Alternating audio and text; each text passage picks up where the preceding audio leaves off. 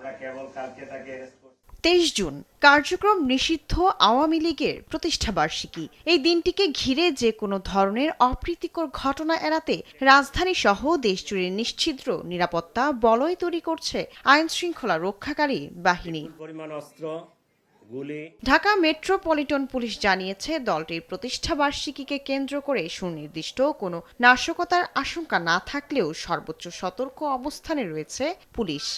একটা দলের প্রতিষ্ঠা বার্ষিকী, তো আমরা সর্বোচ্চ সতর্ক অবস্থায় আছি। আমাদের পুলিশি যে কার্যক্রম, যে নিরাপত্তামূলক ব্যবস্থা, নগরবাসীকে নিরাপত্তা দেওয়ার জন্য বিগত দিনে যে ধরনের ব্যবস্থা নেওয়া হয়েছে, সেই আলোকে আমরা নতুন করে পরিকল্পনা, নতুন করে নিরাপত্তা চেকপোস্ট এবং অপারেশন এটা আমাদের অব্যাহত আছে এবং এটা থাকবে।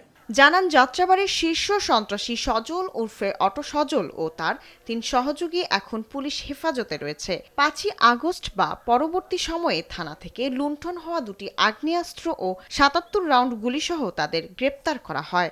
৪টি ম্যাগজিন, ৭৭ রাউন্ড তাজা গুলি, ৫৯ গ্রাম হেরোইন প্রস্তুতের জন্য ৮৭ গ্রাম মেডি, মাদক বিক্রয়ের নগদ ২২,৯৬০ টাকা এবং অপরাধমূলক কর্মকাণ্ডে ব্যবহৃত 4টি বিভিন্ন ব্র্যান্ডের মোবাইল উদ্ধার করে জব্দ করা হয়। গ্রেপ্তারকৃত সজলের বিরুদ্ধে বিভিন্ন থানায় অস্ত্র, মাদক ও চাঁদাবাজি সহ একাধিক মামলা রয়েছে। এবং মোসাম্মদ শামসুন নাহার। শায়লা খান, দেশ টিভি, ঢাকা।